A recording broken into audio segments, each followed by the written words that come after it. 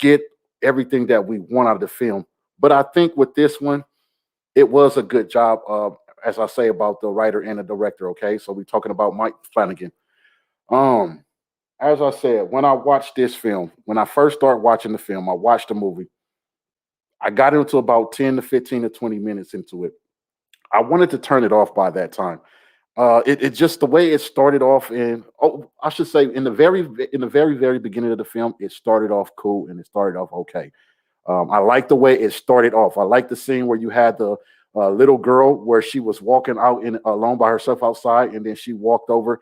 She was walking out onto the nearby the lake, and then when you had the lady, which I will get to that in a minute, you had one of the main antagonists basically sitting by the lake, and then all of a sudden it showed us where it disappeared. It took the scene disappeared, then it jumped to the next scene where you had the child riding on the little what did we call them back in the days? You know, the little 3-wheeler things where you have to pedal it, riding down a hallway. And then I knew right then and there that the film it was going to have some high some coat stuff to it, some coat and some just demonic stuff to it. Because if you could see the checkerboard on the ground on the pavement as the young kid was driving a little 3-wheeler and stuff along through the building and everything, and then you could see the floors. It was red and black, but it was checkered board, so I could tell that it was some code and be some demonic things to it. But as I said, I like the way the movie started off. The movie started off well. As the movie got to going, I was a little skeptical about it. Like as I said, in the first 15 to 20 minutes of this film, I wanted to turn the film off because I was so just majorly just like I was just so like disturbing. It was so disturbing. I wanted to turn it off because I thought it was so disturbing at the beginning of the movie. But as I got to watching the movie all the way through, it made sense and I understood why the movie was how it started off in the way it was. It started making more sense as I kept watching the movie. And that makes a lot of sense also why the movie was about a 2-hour long movie. It made a lot of sense because the way the movie started off, for a lot of people, you probably would have wanted to turn this film off because it was just, the energy I got from it, the way it started off, and it was like these. I could tell already it had demonic, as I said, demonic, and it had cult stuff all written all over the film. And I just the fact that it was these people, these cults running around, and it was taking children, and they was what was happening, especially to the first beginning. As I said, what happened, the first kill that we actually saw. I know we saw the young girl where she disappeared at the very beginning, the opening scene. But then, and when we got to the scene where the young boy was playing on a baseball field, and he was just knocking, and he was hitting every ball, every pitch that was being thrown to him, he was just hitting a home run. And he was a little kid, but he had so much talent. And then when he was walking home all by himself, and then this van pulled up with a couple of people inside of it, and then first it was just you could see the passenger in the front seat, and he was talking to the little boy.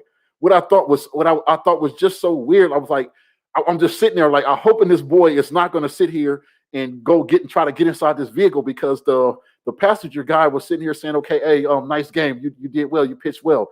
How far do you live from here? And then the young baseball prodigy, he's like, I don't live too far from here. I live right up. And then he asked him for a ride. He offered him a ride.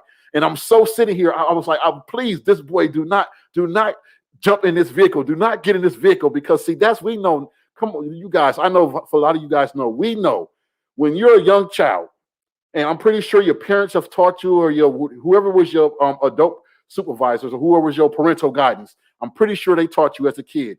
When you're walking or wherever you are, if a stranger offers you a ride, you do not jump in. You do not attempt to get in no vehicle, or you did not attempt to do none of that. You do not. You say, no, I'm fine. That's cool. And you keep going about your business. Now, I like it because the young boy, the young baseball prodigy, he was a kid. He was about what, maybe like 10, between 10 and 12 years old, maybe 10 years old. Yeah, between the ages of 10 and 12. I like how he was hesitant. He didn't want to get in the vehicle. He was like, nah, that's all right. I just live right up the road. So he was like, no, he wasn't having that. But what happened was when that slide door of the van opened, and then you seen that short blonde-headed lady that had actually, when we saw in the beginning of the movie, she had got taken, or she had some kind of way got involved with this demonic cult, and then they did some type of stuff to her, some type of sacrificial, some type of ritual, and she became a part of that cult. So when she opened that slide door, and the short blonde-headed lady, she started talking to the boys, you see her eyes light up, and then all of a sudden, it's like the boy, basically, he just Then he all of a sudden wanted to get inside the vehicle. So you could tell right then and there, she was already trying to stir up. She was using she was using something to lure that boy into the vehicle. So when she got to talking, then you seen the boy almost like if he was like being kind of a little bit mind controlled. He was like, okay, and then he jumped inside the vehicle. But as we seen, after him getting inside the vehicle and they took him to some place far out somewhere, they took him out in the open and they start tying him up and they start doing some ritual stuff to him. And you seen the main antagonist, which I will get to in a second. They start doing some type of thing. The reason why I wanted to turn the film off, because I didn't like it. It was so disturbing. And they start stabbing this little young boy and stuff, stabbing him. First, they was trying to take his soul. You could tell they was taking his soul from his mouth, like the air. You could see the smoke coming from his mouth. And then they were all sucking in his and they was capturing his air or his soul. You could say his soul, the smoke, but you could say it was his soul. They was captured inside this kind of like this urn or this urn or something, and this little thing, like at a funeral when they had a little urn for the ashes. It was like they was collecting the souls or collecting the smoke, but you could tell it was the souls of all these people, of all these children, young children. So when they start doing this, and then when I seen that older man, a part of this coat, when he stabbed that boy, and then the main antagonist, she started stabbing this boy too. I'm like, it was so sick. I wanted to turn it off. I didn't want to watch it no more because my first thought was, okay, how does HBO Max, yet alone HBO Max, but how do they allow a film like this to be put out on live streams or even or put anywhere streaming or be put out, period? How do they allow a movie like this? Because it was so sick and demonic. Like, you mean to tell me you guys are going to put out a movie where a young boy is getting killed like this? And then if he wasn't the first one, they saw, like I said, you saw the young girl being kidnapped by the main antagonist in the very beginning of the film. And then we seen right still at the beginning of the film, we saw this young prodigy, this little baseball star boy, this young little white boy. We see him get lured into a vehicle by some type of ritual or some type of mind control, and they take him out into the opens, and then they tie his hands up. And they sitting here doing some stuff and bringing his soul up out of his body from his mouth. And then they start, the old man and then the main antagonist lady, they start stabbing him all in his chest and stuff, like trying to, like, that was just too sick. And I wanted to turn this film off. I was just so disgusted with it. And I remember my thoughts. I'm just sitting here like, how do you guys allow this film to be put out? Like, even though you guys didn't pay for this movie, but whoever paid for this movie, you guys should not have allowed this movie to be put out on any streaming sites or even made a DVD or been put in the theaters, because it's just too disturbing. I could tell from the beginning of the movie the way direction was going. But as I said, as the movie started going and progressing, I understood it started making sense, and I stuck with the film. And then after I start sticking with the film, I had my mix of point of views. I actually thought it was a pretty decent and was actually good film. Now I'm going to tell you guys the reasons why I thought it was a good, decent film, and I thought it was an actual good film. Okay. But I'll go to that in a little bit. So before I go any further, as I said, from the beginning of this movie, where it starts off, it was just way too much heavy demonic ritualistic stuff going on and cult stuff going on. Okay. And as I said, I could see the way it was going. I'm like, okay, this movie is the main concept. They were basically taking little children's souls and stuff. And I just thought that was so demonic. And I was like, really? This is what you guys are allowing to be on stream sites? Y'all should ban this from being on stream sites. Why are you guys promoting this? But as I said, as the movie kept progressing, it started making sense, and I could understand why possibly they allowed this film to be put out on the mainstreams. I understand. But before I go any further, I want to just quickly go with you guys and tell you guys some of the cast real quick, okay? I want to jot down some of the cast with you guys. As we said, we have the main star. Ewan McGregor playing Dan Terrace, okay? Dan Terrace. Now, we know Dan, he's from the original story from the 1980s film, The Schein. We know his role in that as far as the character. So we know that's, like I said, this film is it's the predecessor, it's the continuation, the follow-up from the 1980s film, The Shining, starring Jack Nicholson, and also the novel by Stephen King, The Shining. So we had the main star, Ewan McGregor, playing Dan Terrence. Sorry, you guys. I don't know why I'm a little boom. But anyways, we had McGregor. He playing Dan Terrence, okay? Dan Torrance. Then we had Rebecca Ferguson playing Rose the Hat. Now, as I just told you guys about the main antagonist in this, okay, ladies and gentlemen? I'm sweating already. Sweating. Sorry about that, you guys. Sweating. But anyways, the main antagonist in this film, the main antagonist, the most important antagonist in this film was a female. Now, but I will say, as far as to say, I want to tell you guys this because I want to know you guys' opinion. With me, when we're talking about any type of films, whether it's an action, whatever genre it is, no matter if it's an action or it's a horror, slasher, thriller, suspense, or comedy, even like the Marvel universe, I'm a major fan of the female villains. I'm a major fan of the female villains. I always have been attracted to the female villains compared to the female protagonists or the good women or the good guys. I've always been attracted and fond to the villains. When we talk about like a lot of the superhero movies or the action movies or the fantasy movies, I like the villain female stars compared to the actual hero stars. But in this film, I did not like the female antagonist because she was just doing too much sick and disturbing stuff. But as I said, Rebecca Ferguson was playing the main antagonist. Her name was Rose the Hat. Now, I'm going to tell you guys, and when I first started watching this movie, I knew already, I'm going to tell you guys, I will say they did steal a lot of the concept. You could tell from this movie that they stole a lot of content from the indigenous Africans and the black communities from our cultures. You can tell they stole that. I will go to that in a minute. I guess I don't want to use that term stole because people say, well, why would you use the term stole? But what I'm saying is, you guys, you could tell that the type of coat that the type of spirits and the type of stuff they was using, you could tell they took that from the origins of the African communities, okay, from our culture, the African indigenous cultures, okay. But I will get to that in a minute because, like I said, Rebecca Ferguson playing the main antagonist, Rose the Hat. Her name Rose the Hat. Now we're going to go into that in a minute. We're going to come back to her name being Rose the Hat. But anyways, Rebecca Ferguson. Then we had Kylie Curran playing Abra Stone. Now, before I go, let me finish off the cast. Then we had Carl Lumbly playing Dick Halloran. Okay, so once again, we had Ewan McGregor playing Dan Torrance. We had Rebecca Ferguson playing Rose the Hat. We had Kylie Curran playing Abra Stone. And we had Carl Lumbly playing Dick Halloran. Now, though it was a lot of more cast in this that actually were, this movie had a pretty good, decent cast in it, and it was casted pretty well.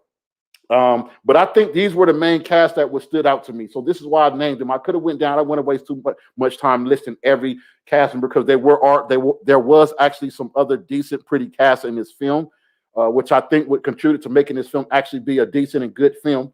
But the main cast was Ewan McGregor, Rebecca Ferguson, Kylie Curran, and Carl Lumbly. Okay. Now, as we know, I told you guys, Ewan McGregor.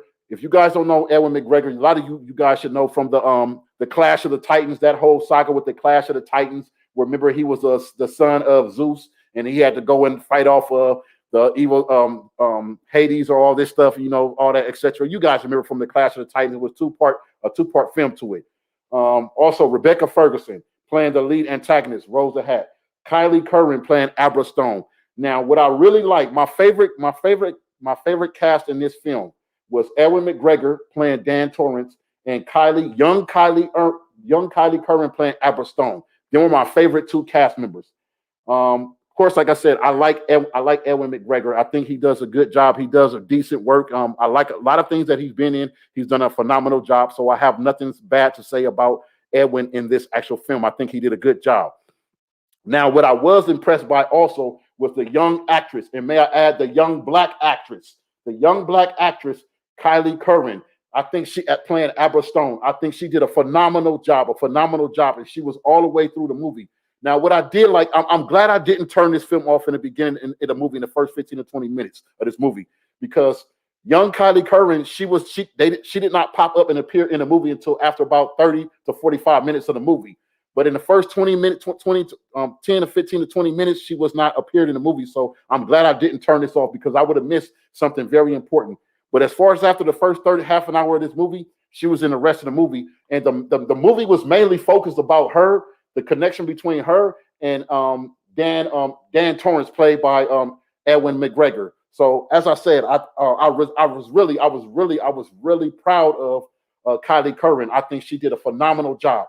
Now, the reason why I want to say this is because we know when we're talking about the genre of horror, the horror genre, we know we don't necessarily get to see melanated people playing in horrors, especially starring as main characters. We always see, we know with horror genres, we always see, and it's nothing against, okay, I'm a major fan of horrors, but we know we always see the European or the white people. We always see a horror, it's the white people that's the main stars and everything of them. But it's nice to see, it was nice to see that we was able to get another film where it was the main focus. We did have a white character as far as Edwin McGregor playing Dan Torrance, but the second main character were two antagonists. I mean, there were two protagonists in this film, two protagonists. So young Kylie Curran was the second protagonist in this film. And I like that the story was majorly revolved around her. And as I said, she did a phenomenal job as a young age. She did a phenomenal job. And I like how they did that. This film was focused on the young black phenomenon. Okay, she did a phenomenal job. So she was a young black actress, and I think she did a phenomenal job, and especially in the horror genre, because you guys know that in the horror genres, in all horror movies, in the most percentage, about 95% of horror movies, any type of horror, thriller, slasher, you know that we do not see, especially the main cast or the protagonist, being a melanated person or a black person or an indigenous African, whichever you want to label them as. But we don't see those. So it was nice to see that. And I like how it wasn't, I like how it wasn't so, what's the word I'm looking for? It wasn't, I want to make sure I say the right word, because we live in a time right now where everyone is sensitive, real sensitive with certain particular words and everything. But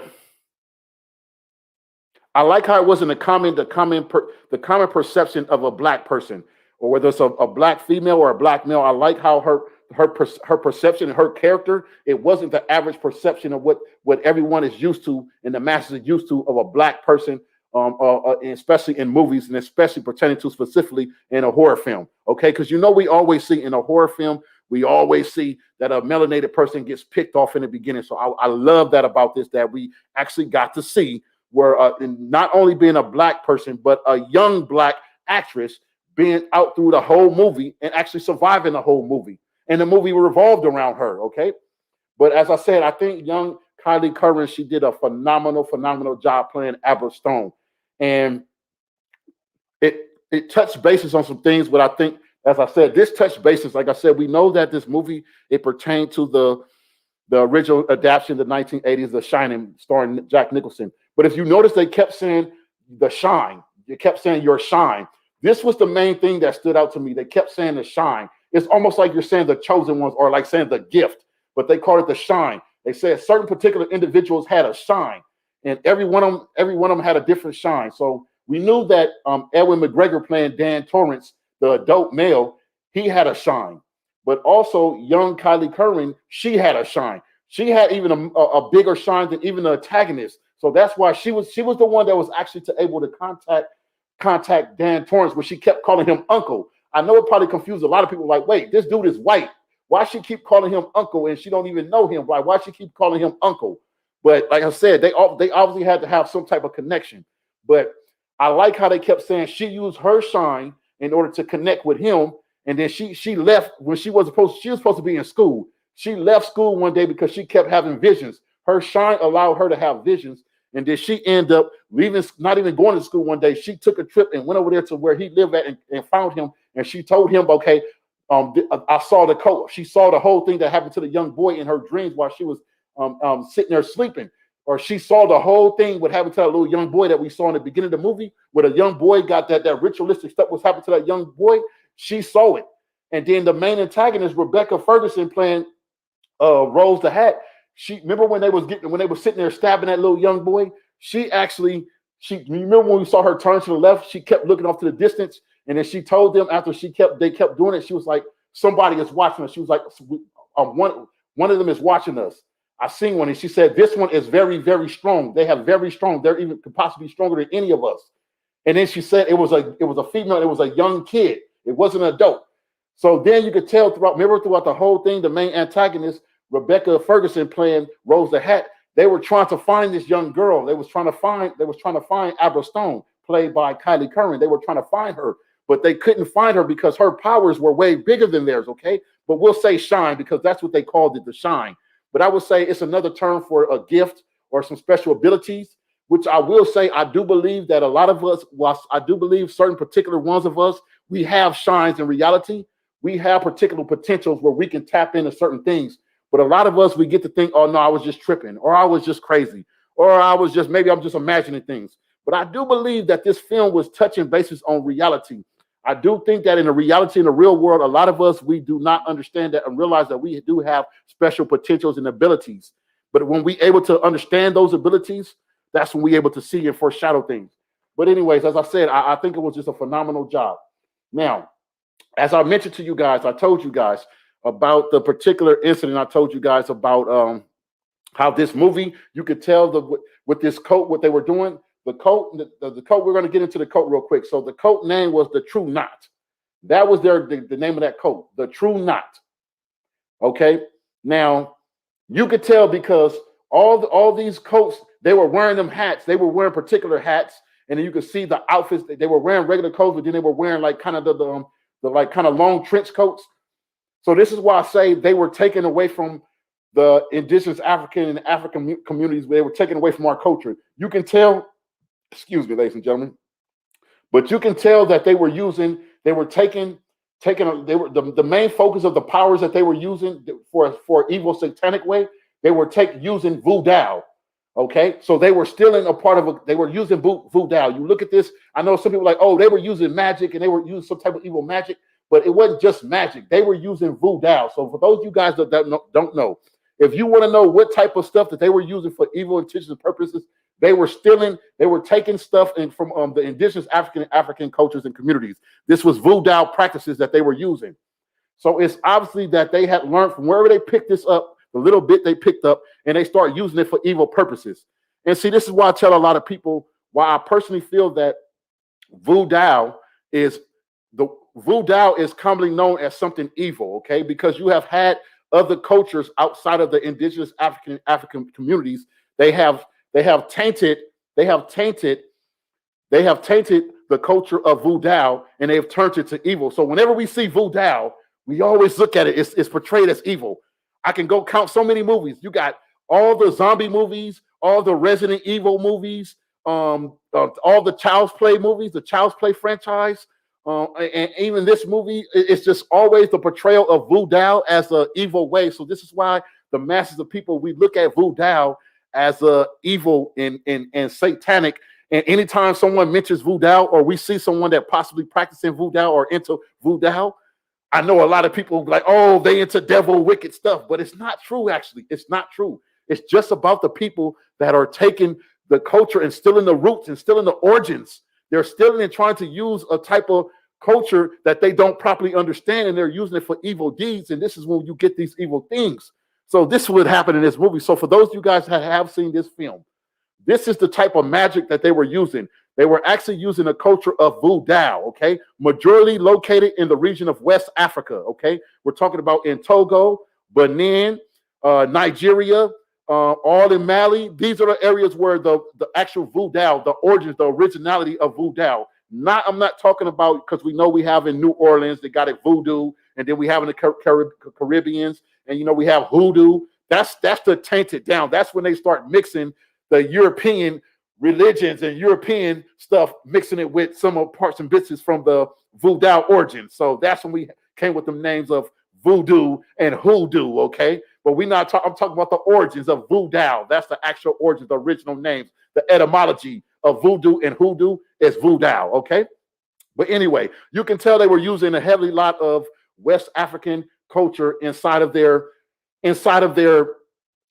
thing. So it was good to see.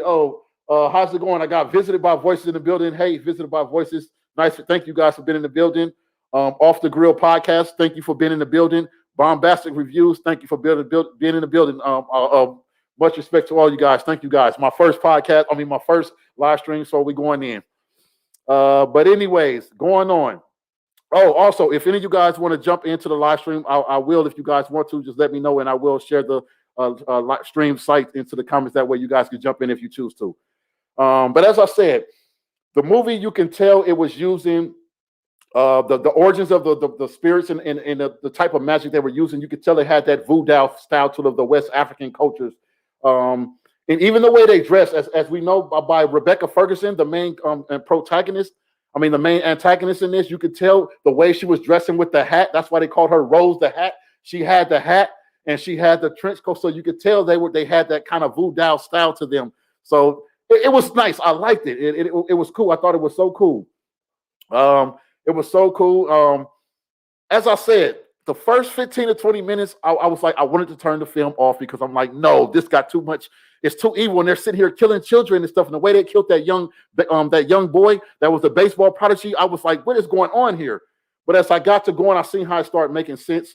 And then I kept through with it. And like I said, my views were mixed. It wasn't the same. It changed. My first impression of the film within the first 15, 20 minutes, it was, I don't want to watch this. I want to turn this off. It's too just. But then it started switching. I was like, okay, I'm starting to get the hang of it. I'm starting to like it. So I started liking it and everything, and it was going. But as I said, it was a good cast as well, a good, phenomenal cast. Like I said, I like all of Edwin McGregor's work, okay? I think he did a good job playing Dan Torrance, okay? And as I said, we know Dan Torrance, the character Dan Torrance. We know his origins from the original adaptation that starred Jack Nicholson. We know the Shining film, and we also know the novel by Stephen King. That was good as well. No problem. Stay as long as you want, no problem. Just thanks for supporting the channel. Thanks for being in the live stream. Thank you, guys. As I said, Rebecca Ferguson, I do think she did a good job, but like after this film, like, oh man, I couldn't wait. I wanted so bad. I was like, oh man, is she gonna die in this film? Man, like, is she gonna die? Are they gonna get revenge on her? Because she was the main leader of this whole. I will say, like, if you're talking about someone that's like, oh, don't mess with Rebecca Ferguson playing Rose the Hat, she was kind of vicious. She was, oh man, she was just doing the most. And I just thought it was like, oh wow, this lady is like completely lost it. But as I said, I do like, even though I have my opinions about what they were doing to the children in this film, but I do like the overall how they mixed and took the culture of voodoo from West African culture. I do like how they incorporated that, but I also like how they incorporated they mixed the blend. They didn't like, okay, I know a lot of people say, okay, well, we don't have a lot of black actors or black actresses inside of horror genre, so it's good to see that. We're starting to see that now. Like, we're starting to see black females and black males inside of being incorporated into the horror films. But I do like how they just didn't make it like, for instance, all black cast. Like, oh, everything got to be black cast. No, it don't have to go that far. I like how they mixed it up. They had white characters and they also had the black characters. I like that. It was a mixture to blend. I like it. It was good. You know, like it was a good casting. The casting of the movie overall, I think, was a good, phenomenal job. Give me a second. And hold on. I'm going to just share the site real quick, just in case anyone that wants to jump in. Because for those of you guys that have seen the film, you guys may have some feedback on the film as well. But for those of you that have not seen this film, Dr. Sleep, I recommend that you go watch it. It's available on HBO Max right now. 1 second, guys.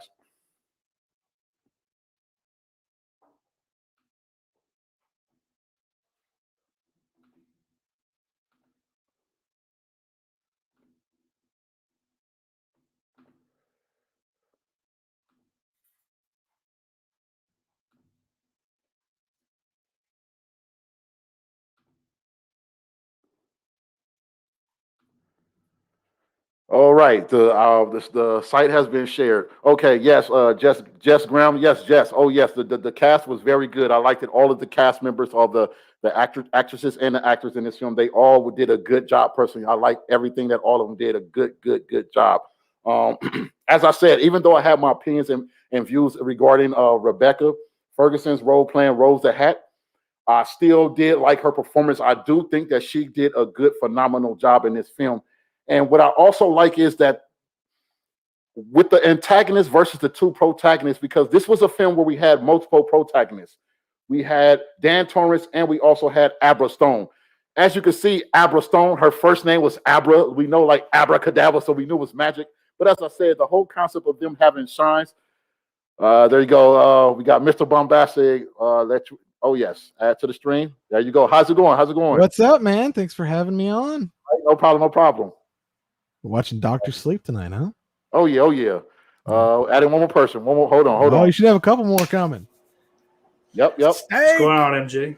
How's it going, guys? Jonathan. Yeah. All right. Thank Where's you. our other compadres? Yeah, just curious. Like, so have you guys watched the film yet, or? I've seen it. I have Okay. not. I bought it on 4K a year ago and still have not gotten around to that. There's a whole bunch of. I just went on like a spending spree, so it's like it keeps getting like, I'll watch it later. Okay. Later hasn't come around yet, unfortunately. It's always later, man. It's later now than it was a minute ago. How's it going, Loran? It is. Today was actually a pretty much cooler day here. We've had some really hot ones in a row with horrible humidity. So I was able to get some yard work done, get my back porch finally cleaned up, ready for the season, ready for friends to come over. So I'm happy. Y'all don't know what hot is Oh, up yeah. there. And he got that Yeah, cleaned we up do know. with Manscaped, the lawnmower 4.0. Do I look like someone who has hair problems? How are you? Yeah. So was curious. Like, what are you guys? Well, I know you haven't seen it yet. But if you haven't, I do recommend you do see it. It is a good movie. But as I said, the first 15 to 20 minutes, it's kind of like disturbing. It kind of loses you for a few minutes, but then it starts making sense. We talking Dr. Sleep? Dr. Sleep, yeah. Yes. I like Dr. Sleep until I don't like Dr. Sleep. I think the last act has problems. Mostly because it had the unfavorable task of trying to adapt a book while be true to a movie that Does not follow the mismatches book. it. So I thought all the kind of fan service stuff at the end with the hotel to call back to the Shining film, Kubrick's film, doesn't play as well as it should. I think in the beginning when you had Alex Essio being in the Wendy role, that worked fine. Mm-hmm. But I think at the end it feels a little bit desperate to make you like it. Yeah. Oh, look, there's the doors where the blood came out. Hey, it's all that self-referral stuff gets annoying and distracting. I can't blame it for the other big criticism I have of the film, which is a character thing, because it's in the source novel. It's just being true to the novel, and I don't like it in the novel either. It's two characters do something incredibly stupid that I think anyone else in that same situation wouldn't do. But again, it's in the source material, so hard to blame Flanagan and the film for it. Yeah. That's true. I agree with you. I was a little skeptical about the end of the film. I do think they could have been better as far as the ending scenes of it. It was a little baffling to me about the ending too. I was a little confusion between the two protagonists. It was because it didn't basically clear it up to basically Dan, was he dead? Did he die, or was he still alive, or was she just using her Schein to communicate with him and he was still alive? Or did he wind up dying in the movie as well? I mean, my reading, he's dead. But yeah. But I mean, I guess if that's interpretable, that's not a problem for me. It's just, I guess I kind of checked out by then, so I didn't really care what the resolution was. But I think that here's the thing. Dr. Sleep had no right to be as good as it is, but it just doesn't clear that final hurdle for me. So that's it's a recommendation just to go in with your expectations set. If you want something as brilliant as The Shining, well, you don't do that with any other films, so don't do that with this film. I think Dan is stuck backstage. I just saw that in the private chat. Did you leave bubblegum again?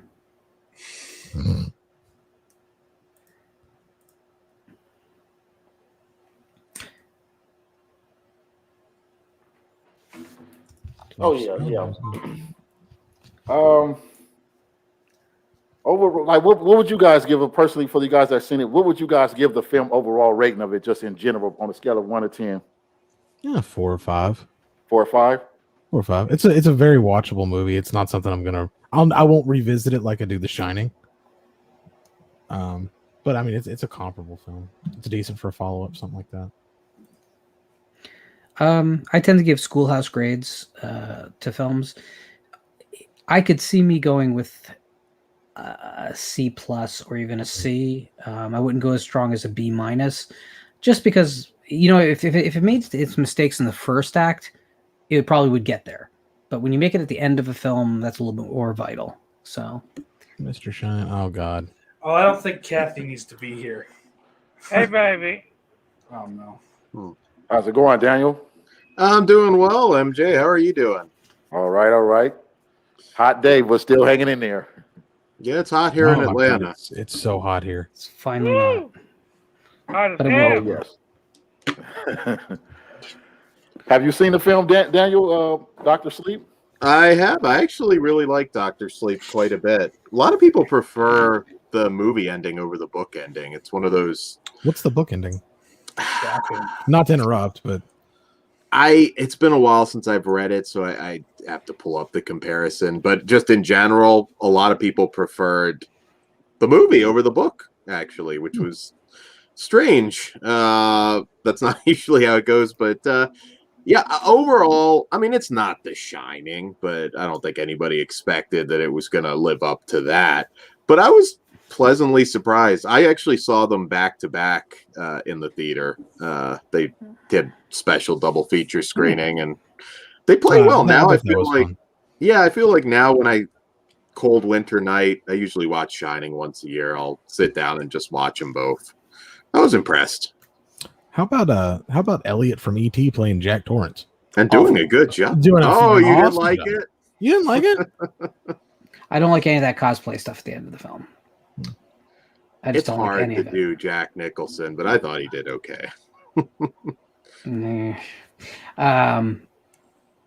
But I will say this: like the biggest problem the film has is the bravado sequence of the astral projection in the middle of the film, where Rose the Hat goes across the entire country. And the sequence is so good, just from a pure filmmaking standpoint, that the movie never can top it. So it's like, do you want something like that to be at the end of your second act, really? Because where do you go?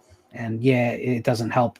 Then we get all the fan service crunched into this 20-minute ending. I don't know. And the big difference between the book and the movie is basically that the Overlook Hotel, of course, burnt down in the novel The Shining. So they visit the empty husk of what had been a haunted place. But other than that, it kind of plays out pretty close. But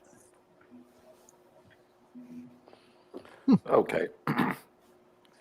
Yeah, it was parts. As I said, it was for be a long movie like that, a lengthy movie like that. There were certain parts as far as that it's like, okay, could have been better.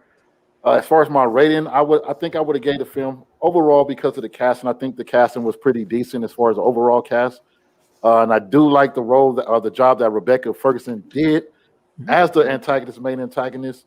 I still would give it maybe about a 6.5. That's what I would give it. I would go so far as to probably even give it a 7. The reason why I think I liked it because I wanted to turn it off, but I kept going with it, and then I'm glad I didn't because it started getting more interesting. It seemed like it didn't fit in the same horror movies that's been coming out right now in the modern time right now. It was a little different of a twist, so I liked that about it.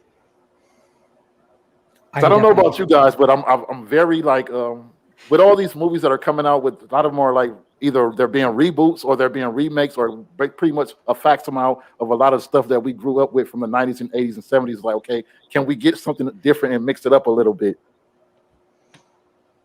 sounds like I need to invite you onto a very specific set of programming on my channel.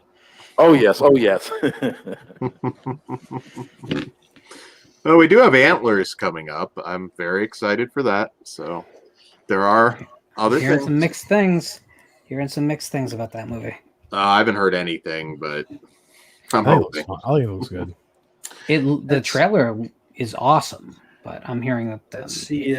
people's expectations might be a little bit higher on that film. The Wendigo movie there? Yeah. Yeah, cool. Sort of. Oh. You've been waiting all your life for a good Wendigo movie, haven't you? Honestly, dude, I kind of have. Yeah.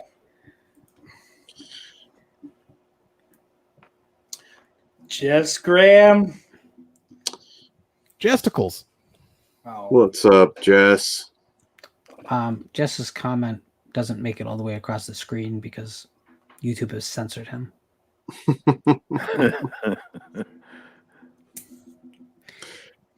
anytime you go into a Stephen King adaptation, I think your expectations tend to be pretty low. And Why? The Langoliers was so good. well, oh, I remember watching that on TV. It was thinking, good. Wow. It was good. Well, maybe until you get to the Pac-Man. Will you actually see the Langoliers? That do you know that was all previs and they just stopped, right? That's what it looked like. That's what That's it is. what it looked It's like. all It looked wireframe like previs. Then they just stopped. They're like, no, this is good enough. This is perfect. Honestly, it's a really kind of crappy novella. The characters are good, but the Language. story sucks. I thought it was interesting. Of course, I watched it when I was like 8, but It's that Twilight Zone episode from the new Twilight Zone, just made with monsters in an airplane. Yeah, I was not happy with that one, but I did like The Stand. I remember sitting down and watching that and being impressed. you like the Shining miniseries too, don't you? That's I'm why a big would fan you of say that Wings. about someone? Nobody liked that Shining miniseries. If you're a big fan of Wings, Listen. Steven Weber is fantastic, but He Nothing. is. he's in one of my favorite Tales from the Crypt episodes. yeah, that's a great episode. I like him. It's so He was good. in the first season of that. You probably didn't watch it because I assume it's made for women, but that iZombie show. I assume it's made for women. It's based on a DC comic book. Yeah, I know that. I like the show. I haven't finished the last 2 seasons. But, I've never seen a frame of it. State loves I his like stories. it. It's He likes his stories. I can't be on the show now on what my stories are on. My stories are on. I gotta go. Yeah. Steven Weber, if you want a good Steven Weber movie, The Perfection is a god. He's chilling in that one. Again, it doesn't get better than Wings. I'm sorry. It's just weird how you I can't, love like- wings, man. Some nice hot wings, man. Blue cheese, I'm in. It's weird how like King started in the beginning of King's career, he was being adapted by people like De Palma and Kubrick and Yeah. Carpenter and Cronenberg, and then then Mick Garris. Then came Mick Garris. and maybe a new golden age of serious filmmakers could happen. Flanagan is a serious filmmaker. He's kind of stuck at a level in Hollywood, whereas they won't let him break out of, but he has chops. He's probably not fair to compare with Kubrick, but maybe King will get another lease on life with like serious filmmakers. But Yeah. Hollywood I just doesn't have a good think he's track gonna. record. I think Stephen King adaptations are gonna have to disappear for a while before that happens. They're not slowing down. I know. I mean, I think it's gonna have to be. Yeah. I think it's gonna have to be a thing before it's taken. You get a real serious, really serious filmmakers taking a look at this stuff. It's gonna have to. We're gonna have to go through a period where there's just nothing. Well, I mean, not only is it not slowing down, I think in the last 5 or 6 years, it's only ramped up. Yeah. Well, he licenses for nothing. I Yeah. don't understand. So that doesn't help. Well, he licenses the short stories to beginning filmmakers. That's the dollar baby thing. But the novels he gets big money for. Oh, really? Oh yeah. Huge. Well, he doesn't have a choice. He is. King has a business built around the name Stephen King. So there's people who need food on the table. It's a corporation, Yeah. Hello, Cat. Well, guys, I gotta hop off here, but MJ, I just want to hop on and say hey, and I just want to hop on and say hey, and he drops. Yeah. Everybody out there, drop a like, Yes, guys. Yes. subscribe. Please do. And most importantly, add a comment under this video because that is the thing that will affect the algorithm the most and get more eyes on it. But I'm gonna hop off here, and I'm gonna continue to watch from bed. I I'm am gonna as watch. well. I gotta I'm go not. too. I haven't seen the movie, so I'm useless in a live commentary. And Oh, most yeah. of it- You're Get on useless in so many situations. I got you before you could get to it. Shut up! I win. Good night, Good guys. night, Everybody- guys. We'll see ya. All right, thanks for tuning in, guys. Iris loves you. Oh man, I can't stay on with you too much longer because I am tired as hell, but because from all the yard work. But and I'm being mauled by a cat. Oh yeah. But I wanted to say, like, I really appreciate you being out there in the community and like providing a voice. It's the most important thing is that we get more people to talk about what they see in the genre and how it affects them. It's the most important thing, really. Yes, thank you.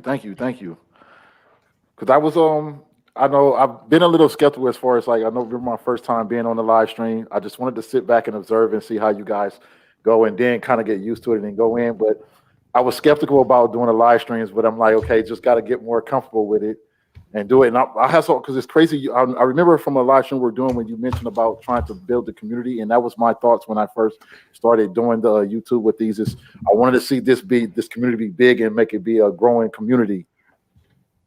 So that's good, I think, to have people that have those similar ideas and thoughts that like just keep it going. Yeah, and it is all about getting people involved. The thing we want to avoid, like I grew up in punk rock circles, right? So everyone always wanted to be the most punk rock and always wanted to be the special guy. And the thing is, that destroys communities rather than builds them up. So my whole thing is like, I want more voices out there. I want people who do what I do better than I do. You know, I want this to be a big deal because I've seen the horror community at its worst.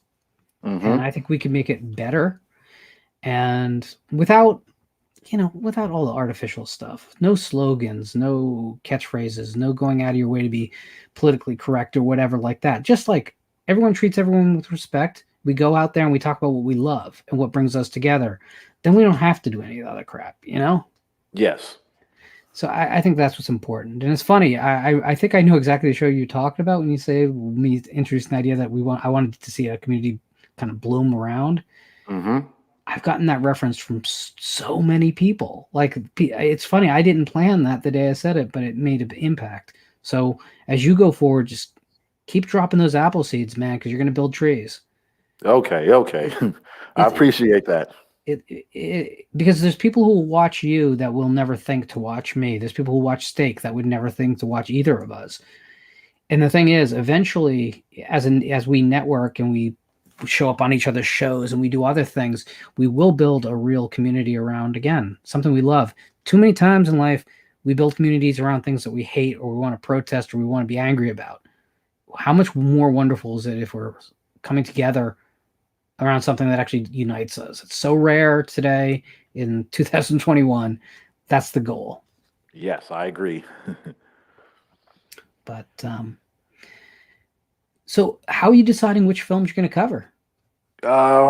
Sometimes I randomly pick them, or sometimes I just really think about the ones I want to pick. It may be one I want to do, and then if I notice that a couple of people are already doing them, then I'll pull back on that one. Like I wanted to do the Nightmare on Elm Street one, the first film, but then I noticed they had a couple of people had done it already, so I'm going to put that one off to a later time. But mainly when I choose them, sometimes I choose about the ones that have if it has a major impact or what I think just is something important that I want to talk about the film, how it has impacted multiple generations. It just all depends. And you definitely are a guy who, at this point, the films you like have a certain vintage to them, more so than the new stuff. Like this, actually, the film you're covering tonight is actually kind of recent for you, right? Yes. So normally I would, as you said, I tend to more go into the older films, and I try to get. My purpose is to try to show people things they didn't understand or they missed or they didn't see about some of these films and how great they actually were. But as you said, sometimes it's rarely that I'll do that and go with the new films. I really don't like to go too much on the new films. Yeah, well, it's a treasure hunt now. You know, it used to be we had the golden days back when video stores were around. You'd walk in and stumble across great films on the way in, right? But now there's a glut of material out there, which is good in its own way. But to find the good stuff, you really do have to really search, and you can't just go with what's most convenient. Like, my condolences if you like it, but like to me, another Conjuring movie. Why? What are we doing? Quiet Place 2. Didn't we get our fill with the first one? Because I'm not really sure there's enough for that concept to go even to a second film. And, spoilers, pretty much that's how I felt about the movie. It kind of fulfilled my expectations of being kind of unnecessary to me. But yeah, I mean, older films definitely, there just seemed to be something that was, I don't know, connecting to the real world and to the where I was in life. Even the fun, dumb stuff still seemed to resonate in a way that I'm not getting that a lot anymore. Not from That's domestic true. American films, anyway. That's true. I agree with that totally. So, all right. Well, I probably should hit bed. I just wanted to make sure that we, the gang, got in here to give you a little bit of love tonight. And I'll get in touch with you soon, man. Make sure that follow me on Twitter or send me an email. My email is just visitedbyvoices@gmail. I don't care if that's public. Okay. We'll get together and do something. Okay, no problem. All right. All right. Thank Talk you. to you. Bye. All right. So I want to thank all of my special guests I had in the building tonight, all the members of the community. I want to thank them all for tuning in. I'll make sure that I'll leave a link in the description to each one of their channels. If you haven't been subscribed to them already, make sure you go subscribe to their channels. As you heard Loran said, this is the mission that just want to build this community and start establishing this community just as big as we can get it. As I said, for all of us that have our passion for it, and when we're able to properly just discuss and talk about particular content of particular movies and just have an intellectual discussion without it going to a certain extent, that's the part about making sure that the community does build and gets bigger and bigger and grows. We have to be willing to be able, because we know that there's a lot of sensitive topics at matter, so we have to be able to willing to talk and have discussions and intellectual debates on particular topics at hand. As well, once again, I want to thank all of my special guests for touching into the building. Much love. Thanks for the love and support. Like I said, I will leave the link to the description to all of their channels. If you haven't, make sure you subscribe to each and every one of their channels. As I told you guys from the beginning, I don't know how lengthy that this first live stream. This is my first live stream. How long it will be?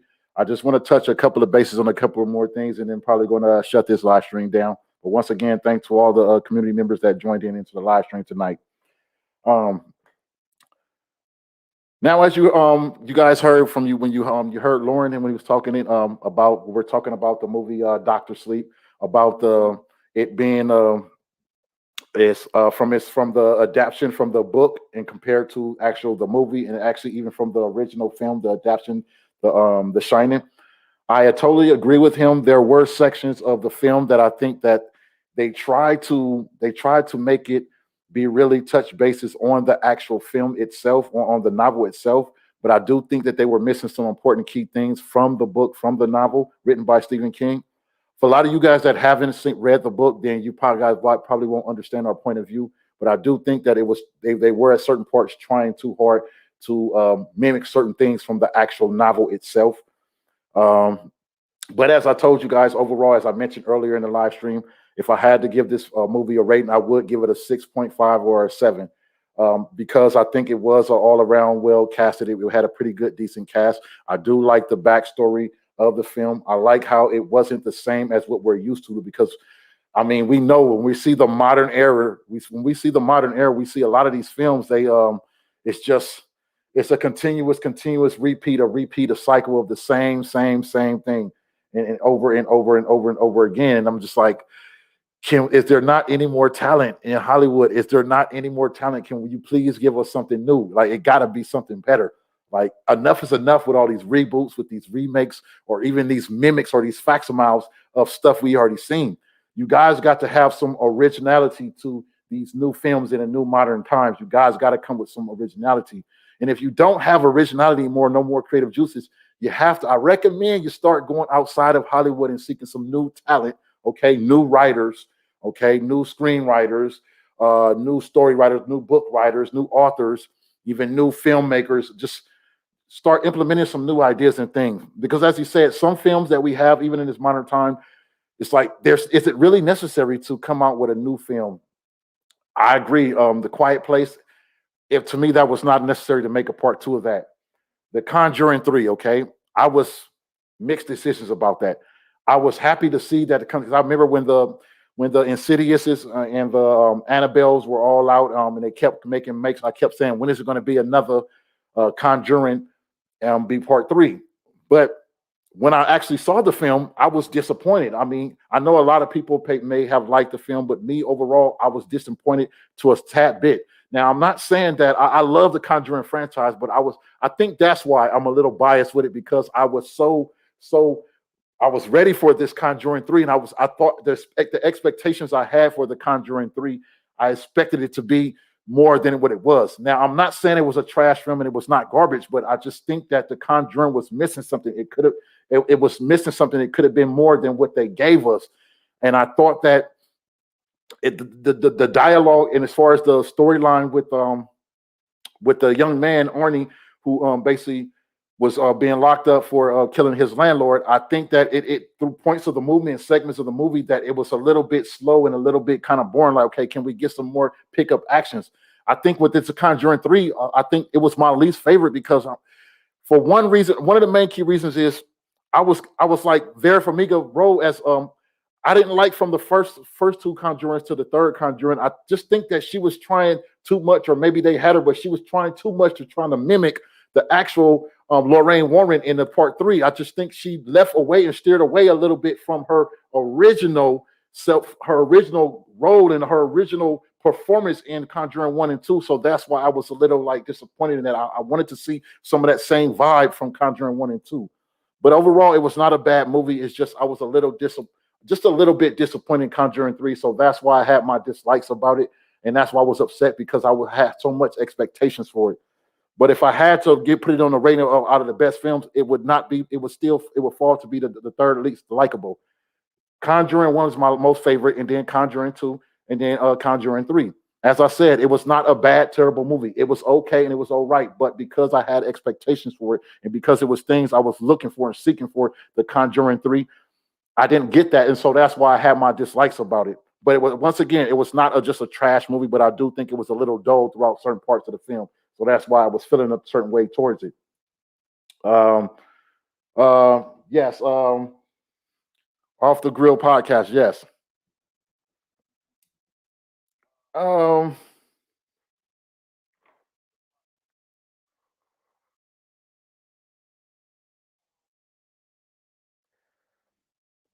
I could see why they said that.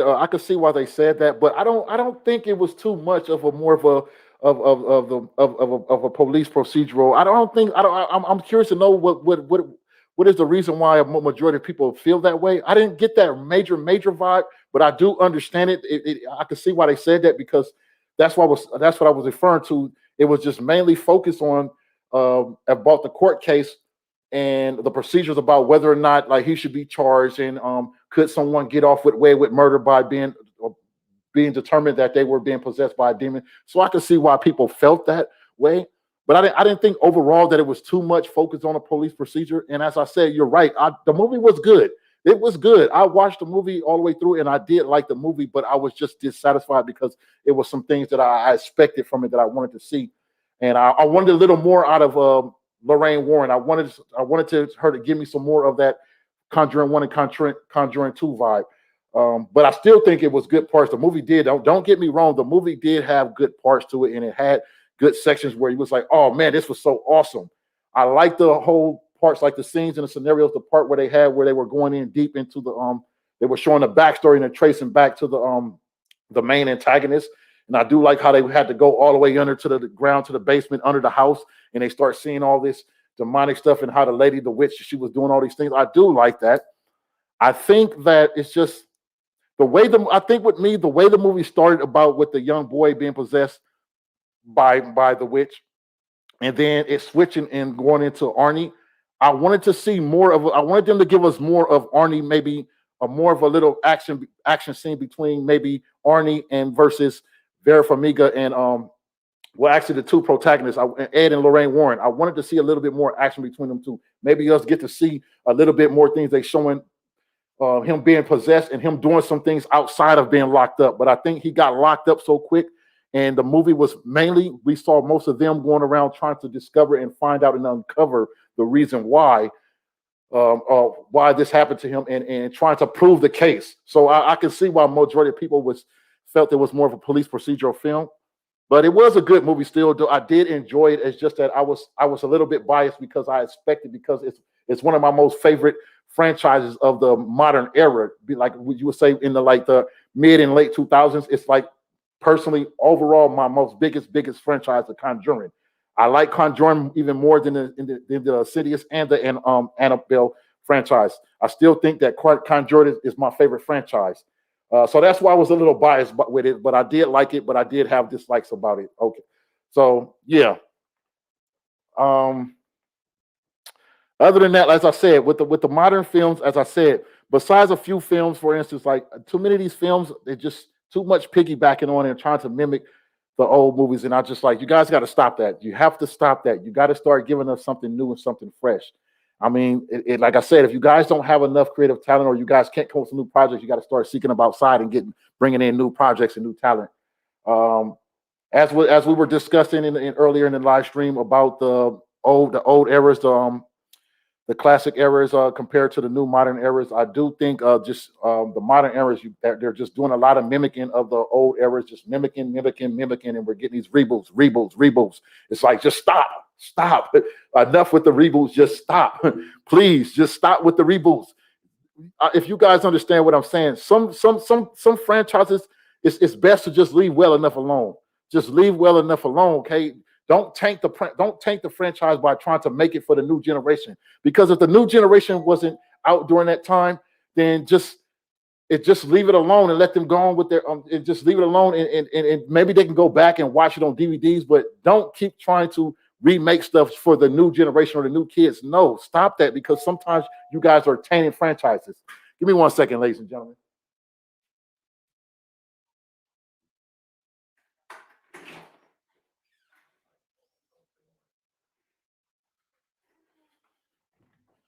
Yes. Sorry about that, everyone. Back. But yeah, I just think they just gotta start incorporating new ideas and new fresh ideas, and just enough with it. You don't have to keep remaking movies over and over. I just think that it's just enough is enough. And trust me, I know there's a lot of people, like especially in the community, that agree with me that it's enough. Stop making these reboots, because you guys are tarnishing and you are destroying just phenomenal franchises. I mean, it's not necessary to keep remaking them. If the children are the new kids of the new generations, let them go back. As I said, let them go back and just watch the movies and watch the DVD collections of the movies, but don't keep making it, because you can possibly potentially harm the franchise's legacies. So that's my opinions about that. But to get ready to wrap this up, because I don't want to be on too much longer. I didn't plan for this one to be a long one. As I said, this is my first live stream. So, but as I said, as far as the Dr. Sleep movie, the topic at hand, the Dr. Sleep movie, I do think it was a pretty cool movie. I did like it. I thought it was good. If you haven't watched it, I highly recommend you watch it.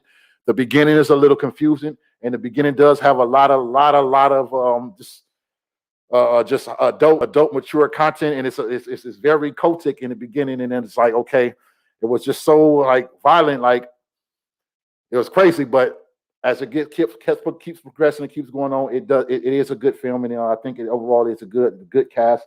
I did like the backstory. I did like the battle between the two protagonists and then the main antagonist. Phenomenal job. But other than that, I just want to do this be my first live stream. I just thought, because I watched this film. I had literally just watched this film earlier today, and then I just like, okay, I just gotta do this film. I have to do this film. This has got to be my first live stream. I want to talk about this because I think this film was a phenomenal job as far as the casting and as far as them giving us the type of story structure that I was looking for, and I know that a lot of us are looking for. I like the way they incorporated the mixture of cultures and races into the genre, because we're starting to see that now. We're starting to see a implementation of not just what we're used to when we see horror movies.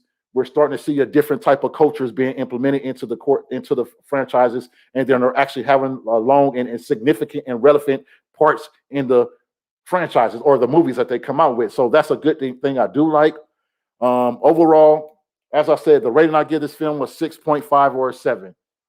I could have given it a better rating, but I do think there were some things that I think they were trying to mimc, definitely from the novel.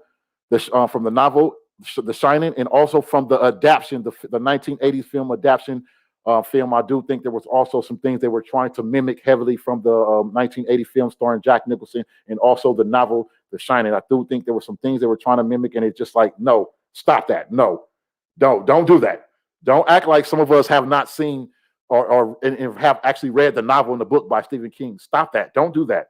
You see, that's another thing they have to realize. You can't just start making things, especially if it's a remake or if it's a continuation from a project or a book, a novel, or a previous movie. Don't make it and then think that some of us are not going to be able to understand or see some things in it that the majority of people would not see. Because some of us, we are major, like we said, where this community is strong. Okay, we are a lot of people that are horror fans and even thriller slashers, and even outside of the horror genre, we are good fans of movies and stuff. So you can't just pull any eye on us. We are going to see things for what they are. But as mentioned in the earlier stream, as I said, this was my first live stream, and at first I was skeptical about doing a live stream, but I decided to just go ahead and do it. And as you guys heard, Loran from Visited by Voices, he said, mentioning by us all individuals, we're doing content and we're doing live streams. I think we're contributing to building the community up to what it can be. This community can be just big, so bigger than even what it is right now. But I think it will take for all of us as individuals to keep going and keep pushing, keep staying motivated, and keep bringing content, and just keep doing our things. And even joining each other and jumping on each other's platforms and just joining in on the podium and just going into discussions. But that's the thing. We have to be willing to be able to go in on certain topics and have the discussions, and not if we disagree, we still can communicate and we still can talk and not have to be bashing like you see on a lot of these different other niches where you see people just going at it because they don't agree. That's just, to me, that's not necessary. And another thing, we can actually talk and get outside of everything what's going on right now, because everything right now, the world is focused on all this negative things going on in the world. And I try not to focus all my energy on all this negative stuff going on in the world. Like, I recommend all you guys, don't focus all your attention and pay attention to all that negative stuff going on. Keep focusing on whatever it is that you're doing and stay motivated, stay positive. And because regardless of what the world is, right, what's going on in the world right now, it's like there's always some good on the other side, and there's always some good things going on. So stay motivated and keep pushing. But as far as this community, I can see it. I can see this community just constantly growing and keep growing. Jaythestingray, thanks for the comment. Thanks for joining in. Appreciate you commenting on the channel. Thanks for watching. Yeah, as I said, the community can be just so big, and that's the important thing about us, to just constantly keep contributing to each other and keep supporting each other, and it can just be great. As I said, Dr. Sleep is a recommended movie. To get ready to wrap this up, Dr. Sleep is a recommended movie. If you haven't watched it, I recommend you do watch the movie. It is very, very good. I'm going to give you guys a couple of little screenshots of some of the comments going on right now. Jaythestingray in the building.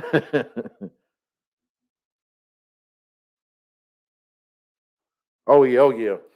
But yeah, a highly recommended movie. I do recommend watch the movie. But now, however, if you are one of the ones like myself that have read the novel by Stephen King, and you actually have seen the 1980 adaptation of The Shining, you will see some things that you can tell what they tried to squeeze in here and tried to implement in the movie that you'll have a little point of view about. But overall, I do think the movie was still good. I think it was good for a movie night.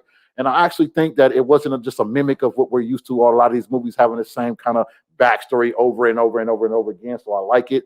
I like the cast as well. Like I said, the two main protagonists, Edwin McGregor playing Dan Torrance. I think he did a phenomenal job. Kylie Curran playing Abba Stone, the second protagonist. I think she did a phenomenal job. I also think Rebecca Ferguson playing Rose the Hat, I think she did a good job as well. And I didn't mention all the other cast members, but there were a lot of other cast members in this film as well that did a good job as well. So I think overall, it was good casting, and I think that was a strong point. What led the film to be a pretty decent film is by the cast. It was a good overall cast. Other than that, that's all I have for you guys. If anything you guys want to talk about or want me to discuss, or you guys want to maybe possibly bring up before I end the live stream, you're more than welcome to comment in the comment section.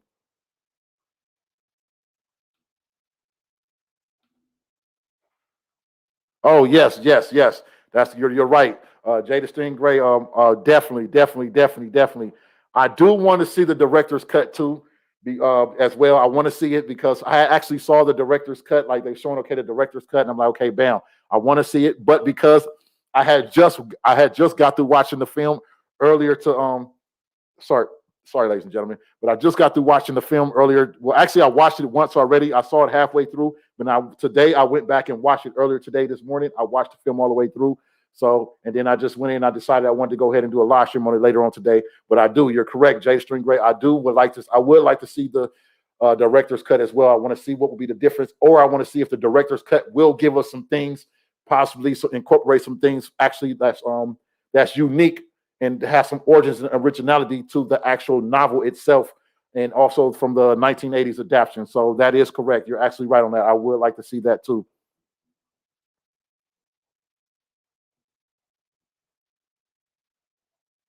I guess I'll stay around a little longer, just talk about any couple of other more. I do know, you guys, I did want to talk about that. The new, also another horror film that came out.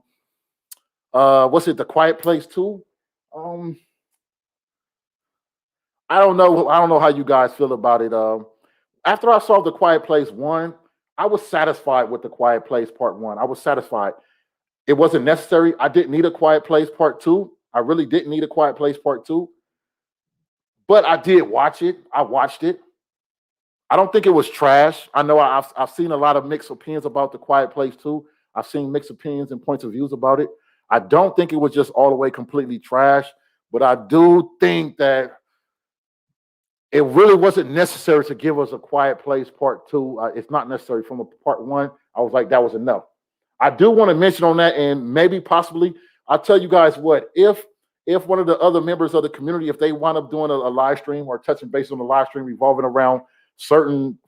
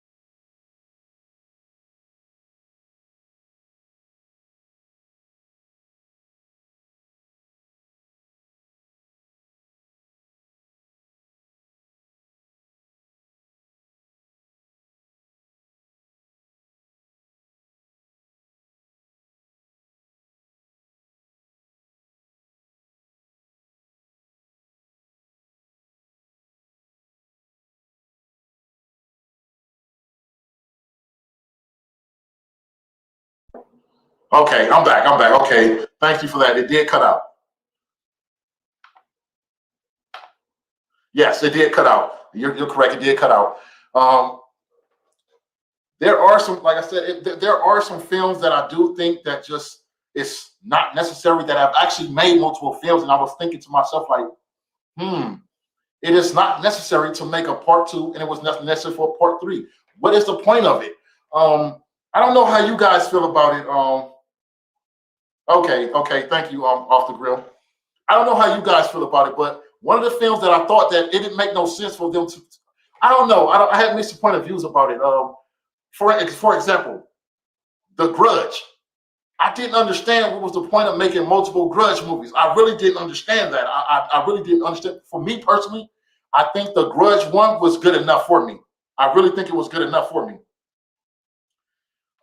It was not necessary to make a Part 2 of The Grudge. I just think that was not necessary.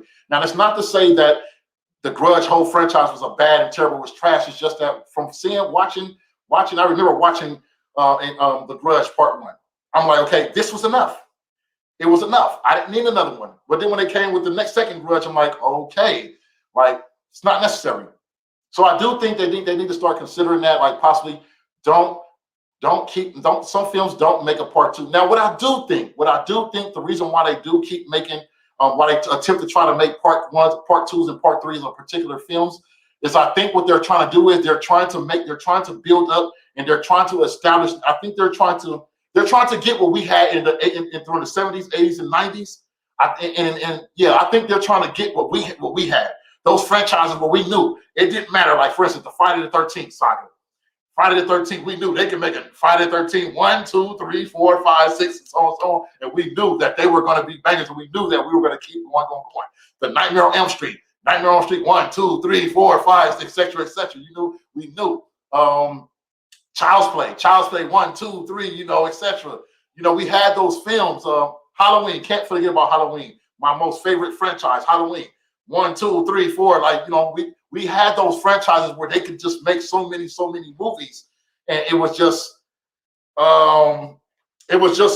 so phenomenal. Like, it didn't matter; they can keep making those. But I think that's what the modern era with the producers and what they're trying to do with these films. They're trying to establish these films like what we had in the classic in the old times, and I think that it's just these films are not holding up to the expectations. They can't live up to those expectations. And I think if you come out with one and it's all right, it's decent, leave it alone.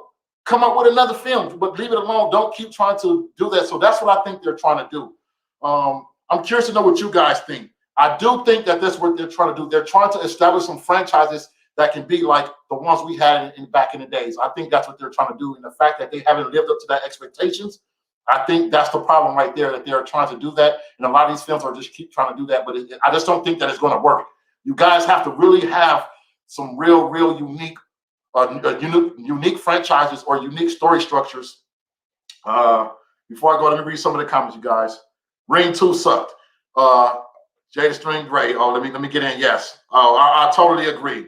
Ring 2. The Ring 2, yes.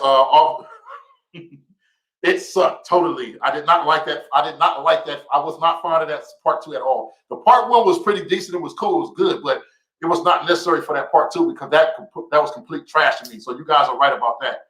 Complete trash. Not necessary. I didn't like it at all. Yes, it's just the Ring. I couldn't understand with the Ring. I couldn't understand it at all. Neither the Ring. It was not necessary to make no part 2. And then the fact that they made part 2, they just. My first thought when they had part 2 of Ring 2, I'm like, what's that wrestler, The Miz? Really? Like, is what you guys are going to put out?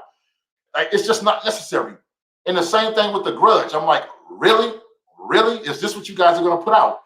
And that's the problem with what I'm noticing. That's what I'm noticing with these new franchises. Like these new films, they're trying to basically create something what we had in the 70s, 80s, and 90s. They're trying to create those type of franchises, and I just don't think they have enough strong blueprints in the backbone of their story structures and their franchises in order to do that. What I highly recommend, if you guys are looking for franchises like that for the new modern time, you guys might possibly want to seeking out new talent that are authors and are screenplay writers and are film producers that have that type of. For example, if you have these, because I know that you guys probably understand what I mean by this.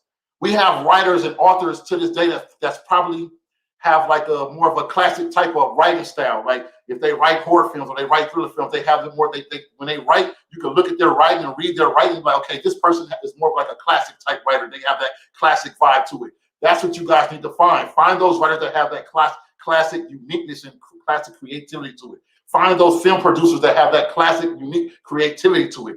That's what you guys. That's my best tip advice for these new franchises and all these new movies and stuff. You need to look for talent that have that classic vibe to them, that original vibe to them, like how all the old school films had. That's what you guys need.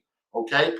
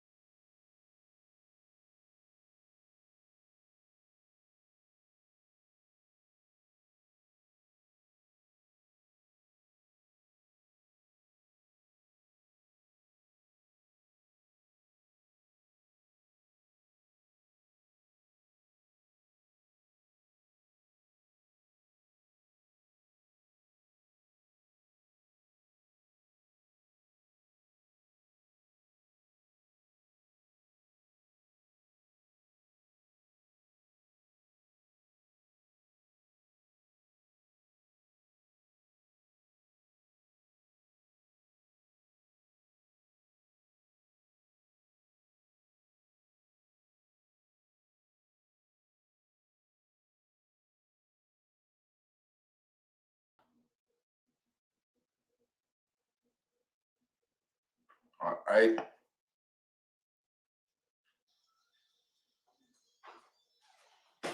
Sorry about that, you guys. We had a little. Let me see what we got going on here. Okay.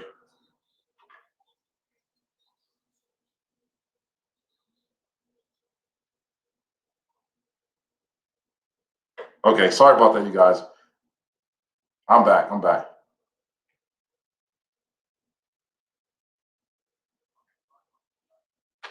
Yeah, I'm still in here. Okay, that was a little miss. I don't know what happened right there. I think, matter of fact, something happened. I had a malfunction and everything just completely blanked out and cut out. So sorry about that, you guys. But anyways, we're back at it. As I was saying, I just think that's what they need to do is they need to.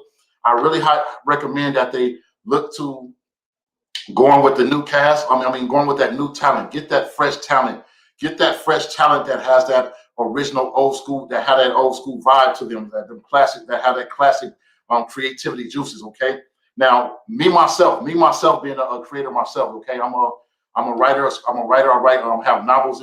I have multiple novels that I'm working on. Also have screenplays, and I also have a teleplay that I work. So I've had a lot of people telling myself after reading my work or we doing table reads. I've had a lot of people say that I have that old school, that I have that classic writing style to my stuff, especially when I'm doing the horror movies or stuff like that, or writing thrillers or any type of spooky stuff. I have that kind of old school classic type of vibe to it, like that Ray Bradbury, that Vincent Price, or like even that Stephen King, all those all those great old school writers. I have that type of vibe and that classic vibe to my type of writing. So that's what I think that they need to look for, like maybe possible creators and new stuff like that. But other than that, yeah, I just think that's the problem with a lot of these modern films now. Maybe why they're failing and possibly why they cannot make a big franchise what they're looking for. Let's get another comments. Yes, you guys, the Saw franchise itself. Yes, the Saw franchise. It was not necessary. I agree. It was not necessary to have multiple Saw films like how they kept going. Now, I don't want to be biased with this, okay? I don't want to be biased, you guys, because I know a lot of people are actually Saw fans, actually. And even in the community, there are a lot of people that actually like the Saw franchise. There are about I would say maybe one or two of the Saw films that I actually like. I'm not a huge fan of the Saw franchise, but I do think it's a pretty decent, but I'm not a huge fan of it. And I agree with that. After making, I just couldn't keep going on with all the Saw franchises. I just couldn't do it. So there has been some Saw films that when they came out, and it took a long time probably before I maybe hit TV, and I'm probably watching it by someone else looking at it, and I came into the room and I sit down and I'm watching because they're watching it. But I just wasn't a huge fan of the whole Saw franchise. But I did like two of the Saw franchises. But just not all of them. I wasn't a huge fan of all the Saw franchises. I agree with that, Jaythestingray. I do agree with that off the Real podcast as well. I didn't need all those Saw franchises. I would have been good, and I think the franchise would have been okay and good with just a couple of the Saw franchises, but not all those Saw movies that they came out with. It's just not necessary. But as I said, I think because the Saw franchise does have a huge fan base, maybe that's why. But I just wasn't a huge fan of the Saw franchise, but it was one or two that I like. That's about it. I don't know, for some reason, I just really couldn't get into the Saw franchises. I just really couldn't. That's just me. I think after, what was it, 1 and 2, I was done. Like pretty much 1 and 2, that was about it for me. I think I got what I needed from Saw 1 and Saw 2. I got what I needed from that franchise. So that's probably why I didn't like too much. Wasn't so huge of a major fanatic fan of the Saw franchise. But I'm not knocking it, okay? Because I know a lot of people like the Saw franchise. What was anything else? Let's see, because there were a couple of other little. Another thing I want to touch base on you guys about before I end the stream. It's about a movie that what was it? What was that movie? Underwater, starring what's her name? What's that girl name from the Twilight Saga? Kristen Stewart. That movie. I just want to say I did not like. I did not like that movie. I was very disappointed in that movie because I was just like, okay, really, is this what you're giving us? The underwater movie. Now, I don't want to give some people the wrong idea. I do like the overall backstory as far as what the protagonist was. I mean, the antagonist of the movie, okay, about when they were deep undersea and everything. I did like that, and I like the antagonist, okay, because I saw how they took basically the creatures from that movie Underwater starring Kristen Stewart. They got that from the Gate movie. I don't know if a lot of you guys know that, but from the indie film, The Gate, starring young Stephen Dorff, the Gate movie, that's where they got that from. If you look at that movie, if you have seen that movie Underwater, that's available on HBO Max, they got that from the Gate movie, where those gang of little creatures underwater, they formed into the big giant creature. They got that from the Gate movie, from the Stephen where it had young Stephen Dorff in it. From, I believe it was in the 80s. Yeah, in the 80s, the Stephen Dorff movie called The Gate. Okay, so that's where they got that from. If you guys don't know, that's where they got that whole concept from the little creatures in that movie, The Underwater. But that movie, I was dissatisfied about that movie. I was just so dissatisfied with Kristen Stewart. I think she just did a poor job in that film. I just think that film, that role wasn't fit for her. I'm not saying Kristen Stewart, she's a good actress, but I think she's only good in particular films, that she's not good in. Let me get get in one of the comments real quick. Jaythestingray, check out the Sea Fever, much better sea creature film from last year. Oh, I'm going to definitely have to check that out. Definitely going to check that out. Thanks for the heads up, Jaythestingray. Definitely going to check that out. But as I said, just the Underwater, I was not impressed at all. I just think that really just made me give a bad rating to that film is because of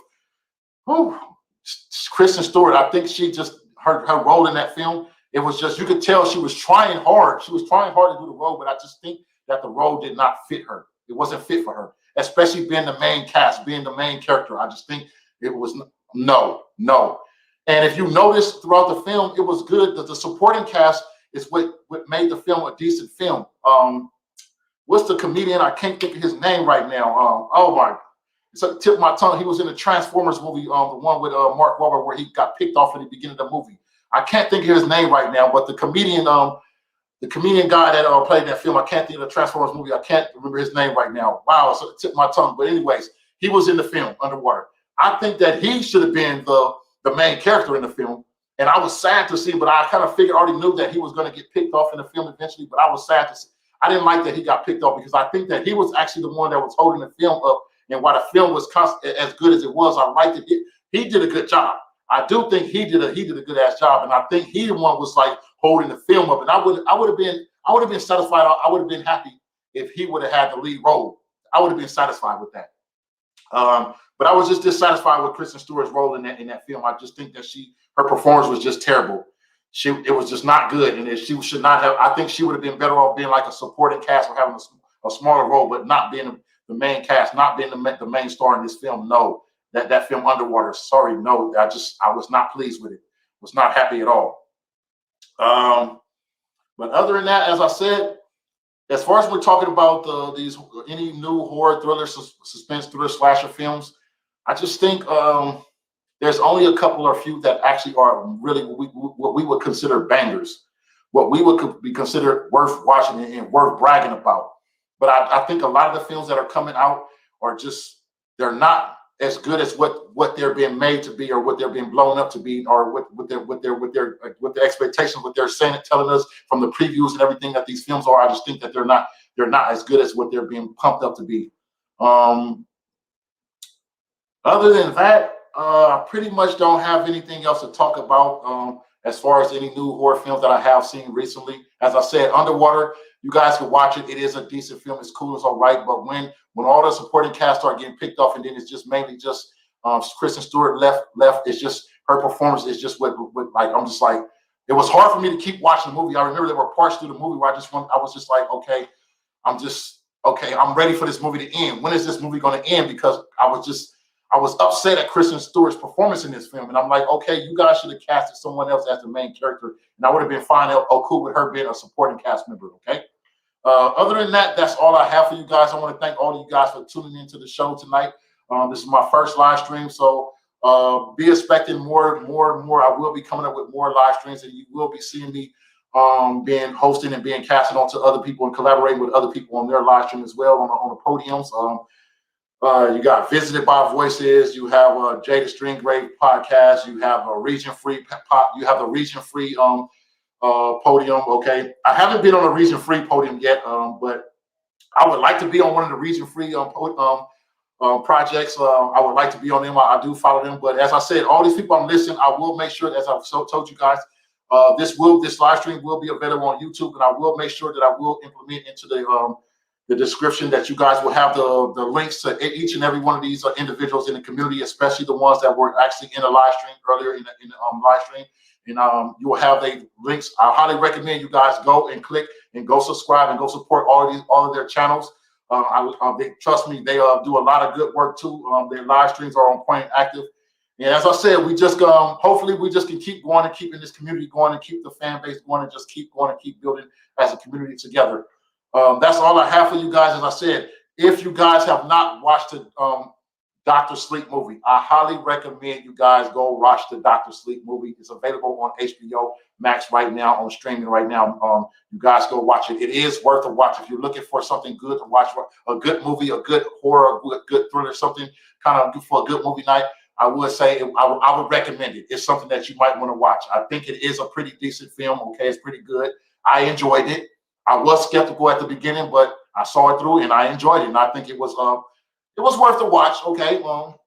Other than that, that's all I have, you guys. Like I said, I want to thank you guys once again for tuning into the show. Much love and much appreciation to all you guys, and much love and appreciation for all of the community members that joined in on the live stream today, and also much love to the community members that was not able to join into the live stream today because they were busy. Much love to all you guys. Okay, I hope to see you guys soon. Once again, I hope to see you guys on the other community members platforms as well. So thank you guys for tuning into the show. Much love, peace and blessings.